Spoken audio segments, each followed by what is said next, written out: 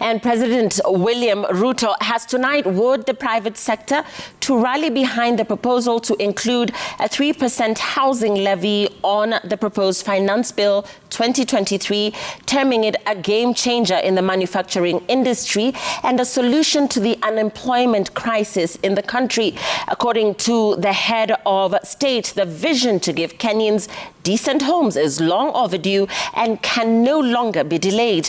He was speaking during a high-level engagement between the national, county governments and the private sector, which saw the stakeholders discuss best approaches to leverage on the value chains that can help in boosting the country's income. Safina Chiang with the details. The inclusion of the Housing Fund levy on the proposed Finance Bill 2023 formed part of the debate at the high-level engagement between the national and county governments and the private sector held in Nairobi on Friday. President William Ruto using the platform to put a case for his affordable housing program, which he said has the potential to revolutionize the manufacturing sector and create employment for the youth.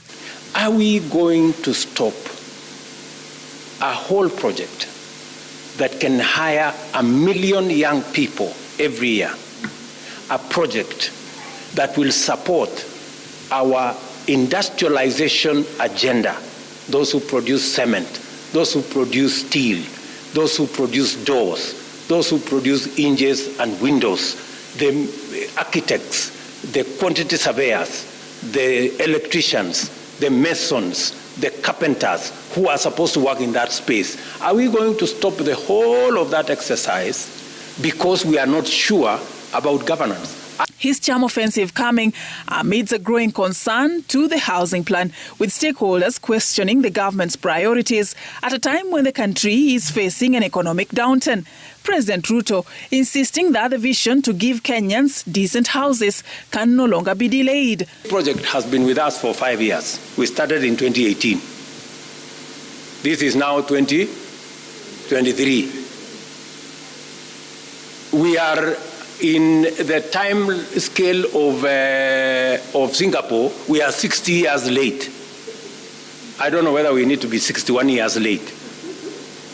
Surely. I think let's just agree. It is now or never. Let us just do this thing and let us get ourselves moving.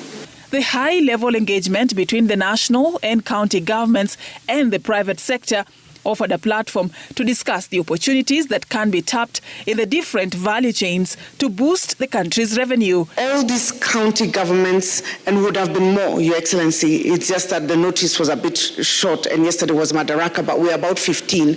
I'm trying to trace them. I was trying to see where they're sitting.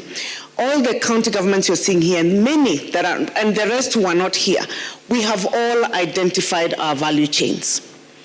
We haven't just identified our value chains from drawing it from a hat. We have looked at what it is that we've been producing and that which we really would need to move to the next level in terms of processing and value addition. President Ruto gave an assurance of the tax incentives introduced by his administration to discourage importation of commodities that can be manufactured locally. How are we going to create additional jobs in our manufacturing sector?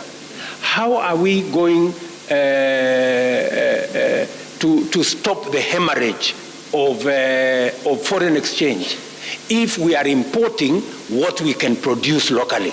The stakeholders discussed the opportunities in different value chains, including the textile, pharmaceuticals, leather, pyrethrum, housing, edible oils, and automotive industry. Safina Chiang, Citizen TV.